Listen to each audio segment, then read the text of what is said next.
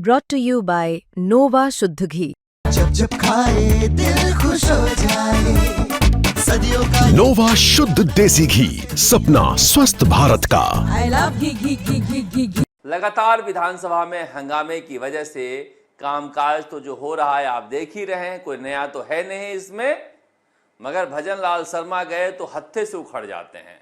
भजन लाल शर्मा को गुस्सा आता है तो इस तरह से बोलते हैं जैसे कांग्रेसियों ने उन्हें मौका दे दिया हो। अमूमन बड़े शांत से धीरे धीरे बोलने वाले भजन लाल शर्मा हंगामा में स्पीड पकड़ लेते हैं और अपने वाक कला के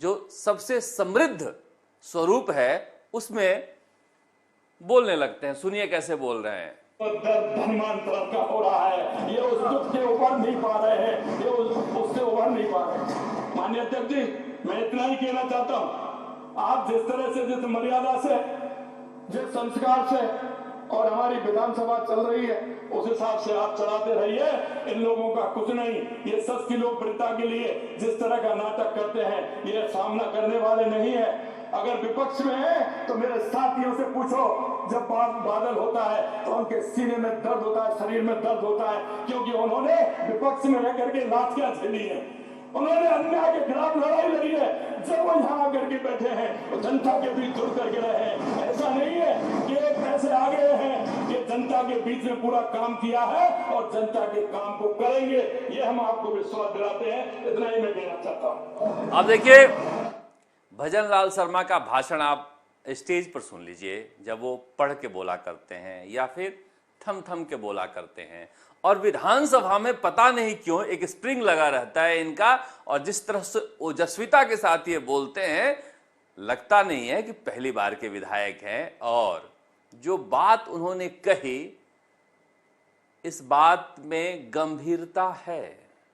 अगर बीजेपी के विधायकों को दर्द होता है बादल आते ही क्योंकि लाठियां खाई है, तो विपक्ष में रहने का उनका एक अलग तरह का एक्सपीरियंस है जहां पर वो संघर्ष करते हैं। ये बात बिल्कुल सही है कि कांग्रेस विपक्ष में रहने के दौरान संघर्ष कर ही नहीं पाती है। ये निकलते हैं रैलियों में, निकलते हैं सभाओं में तो जुट तो जाते हैं, धीरे धीरे निकल लेते हैं। कोई भी बड़ा आंदोलन ये खड़ा नहीं कर पाए। एनएसयूआई और यूथ कांग्रेस के कुछ प्रदर्शन को छोड़ दिया जाए तो फिर कांग्रेस ने एक भी ढंग का प्रदर्शन नहीं किया जिसे कहा जा सके कि ये विपक्ष का प्रदर्शन है।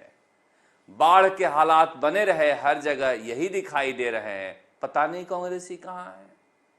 पेपर लीक को लेकर फैसला सरकार ले नहीं पा रही, पता नहीं कांग्रेसी कहाँ है। जिस तरह से झालावाड़ में किसान धरने पर बैठे, पता नहीं कांग्रेसी कहाँ है। मतलब कांग्रेस प्रदर्शन कर रही है, ऐसी बात नहीं प्रदर्शन नहीं कर रही है, मगर प्रदर्शन जो होता है वो आई बॉल के लिए कर रही है, जनता के बीच जाकर नहीं कर रही है। आपके ध्यान को खींचने के लिए अपनी तरफ कर रही है। मुझे याद आता है कि सुरेश मिश्रा को एक बार कांग्रेस से टिकट मिला था सांगानेर से। अब हर कोई तो अपने चुनाव में लगे हुए हैं, वो हिंदू मुसलमान सिख ईसाई का कपड़े पहनाकर और वहां पर प्रचार कर रहे हैं। इवेंट में टाइम बर्बाद आप करते हो तो आप सीरियस नहीं हो चुनाव लड़ने के लिए। और ये स्थिति मैं इसलिए कह रहा हूं कि मैं नई टोपी, नए टी शर्ट, नए शर्ट, नए पोस्टर, अब ये कांग्रेस का एक नया रूप हमें दिखाई दे रहा है। इस तरह से स्टिकर भी आए हैं, जग्गा जासूस, जग्गा जासूस। जग्गा जासूस को लेकर चर्चा जरूर करेंगे। जग्गा जासूस कौन है आप समझ गए होंगे। कौन दिन में 6-6 घंटा अपने ही विधायकों के टेलीफोन सुना करता था। लोकेश शर्मा से सुन लीजिए, वो सुना देंगे। सुनने के बाद भी पेट नहीं भरता था। लोकेश शर्मा बताते हैं कि फिर 2 कर्मचारी रखे जाते थे, वो सुनकर लिखते थे और फिर जो सुन लेते थे वो लिखा हुआ भी पढ़ते थे। साहब जग्गा जासूस के बारे में बातचीत करेंगे, मगर आज ये जग्गा जासूस को लेकर आंदोलन था जिसमें अशोक गहलोत भी आए पर टोपी नहीं लगाए। और ये मैं आपको इसलिए दिखा रहा था कि रोज नए नए ये देखिए, ये भी एक तरीका है। भाजपा राज में राजस्थान बना रेपस्तान। क्या वाकई में कांग्रेस ने किसी इवेंट कंपनी को हायर कर रखी है जो रोज बताता है कि आप कौन से पोस्टर लेकर जाओगे? एक एक व्यक्ति को अलग अलग पोस्टर देता है, बैनर देता है। ये टी शर्ट भी मिला था, शर्ट भी मिला था, कुर्ते भी मिले थे वोट चोरी का। ये एक तरह से टीकाराम जूली ने एक नया एक्सपेरिमेंट शुरू किया है और ये देखिए इतनी जल्दी ये तैयार हो रहा है। इसका मतलब पूरी तैयारी कांग्रेस की एक टीम कर रही है, जहां पर विधानसभा के बाहर किस तरह से प्रदर्शनों के जरिए ध्यान खींचा जाए, क्योंकि अंदर जो है अंदर हंगामा ज्यादा हो रहा है। इस बात को लेकर आज बीजेपी वाले तंज भी कस रहे थे कि क्या खुद से काम नहीं चल पा रहा है? जो इवेंट कंपनी को हायर किए हो वही बताता है, वही पहनाता है, वही बुलवाता भी है। पता नहीं, पर विधानसभा के बाहर रोचक नजारा रोज देखने को मिल रहा है और टीकाराम जूली खूब एंजॉय कर रहे हैं इसे। वैसे गोविंद सिंह डोटासरा जो हैं वो विधानसभा का बायकॉट जारी रखे हुए हैं। अब उन्होंने नई तरकीब लगाई है कि वापस कैसे आए हम, ताकि सांप भी मर जाए और लाठी भी नहीं टूटे। यानी कि हमारा जो स्वाभिमान है, हमारी नाक है, उसका भी कुछ नहीं हो और वासुदेव देवनानी का भी ऐसी की तैसी हो जाए मगर कुछ नहीं हो। तो अब बजट सत्र में अविश्वास प्रस्ताव लाने का प्रस्ताव आएगा। वो अविश्वास प्रस्ताव आए या ना आए, और उसे लेकर आएंगे गोविंद सिंह डोटासरा, तो इस तरह से ग्रैंड एंट्री हो जाएगी उनकी। अभी वो इस बात को लेकर नाराज हैं कि हमारे बारे में न जाने क्या क्या कहा गया और एक्सपंज नहीं हो रहा है। विधानसभा अध्यक्ष जी अलग नाराज हैं कि हमारे बारे में पता नहीं क्या क्या कहा गया जिससे हमारी भावनाओं को ठेस पहुंची है। अब किसकी क्या पहुंची पता नहीं। राजनीति में तो कह ही दिया ना, सुप्रीम कोर्ट ने कह दिया, भैया राजनीति में आए हो तो मोटी चमड़ी करके आओ। अब सुप्रीम कोर्ट नेताओं के बारे में इससे ज्यादा क्या बोल सकता है? इसलिए कर लो मोटी चमड़ी, विधानसभा अपना ही मंदिर है, आ जाओ। पर विधानसभा में भी भजनलाल सरकार के विधायक पूछ रहे हैं किसकी सरकार है। गोपाल शर्मा एक अलग ही मूड में रहते हैं। अभी भी ये नेता पूरी तरह से बन नहीं पाए हैं।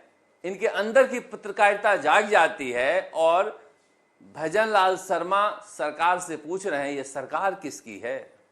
लिखा हुआ है, उक्त विधानसभा क्षेत्र में किसी प्रोजेक्ट की स्वीकृति देने या निरस्तीकरण से पूर्व स्थानीय प्रतिनिधियों से प्रोजेक्ट की उपयोगिता के संबंध में विचार विमर्श किया गया था।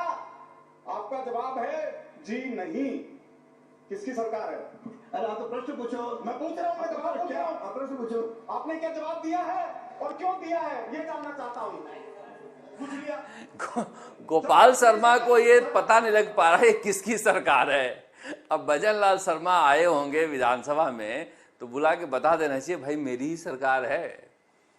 अब अलग अलग दुख होते हैं, अलग अलग तरीके के होते हैं। नेताओं का दुख कभी खत्म ही नहीं होता सरकार से, इसलिए ये भी अलग तरह से पीड़ित हैं। जयपुर में रहने वाले ज्यादातर विधायक पीड़ित रहते हैं।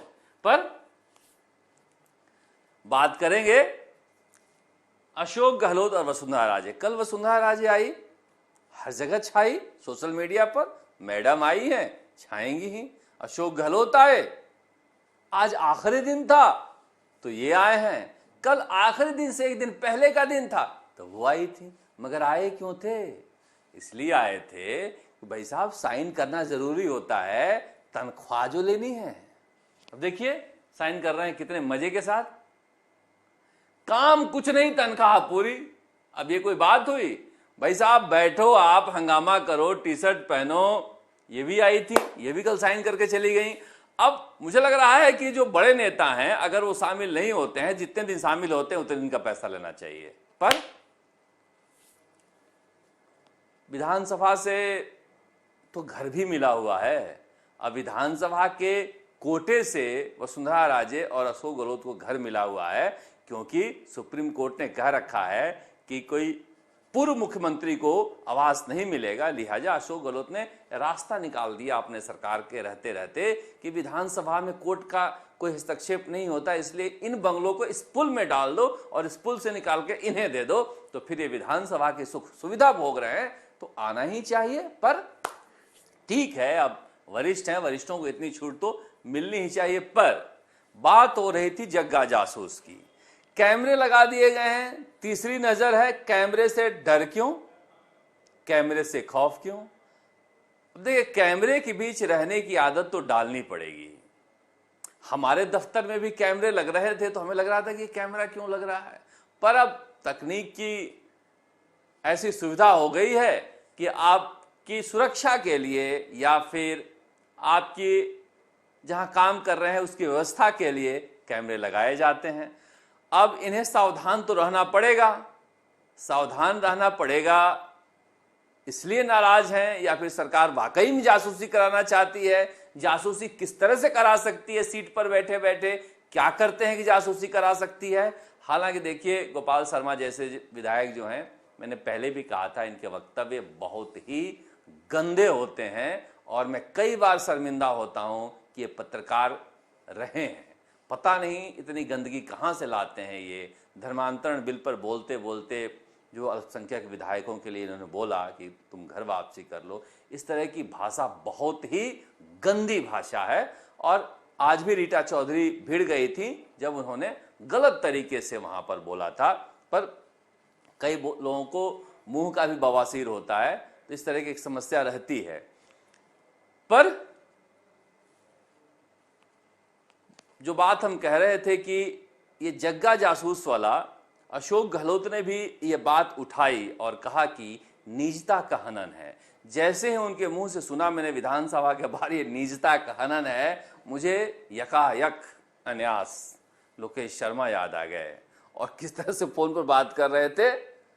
इसको डिस्ट्रॉय कर दिया है कि नहीं कर दिया है, इसमें आ तो नहीं जाएगा।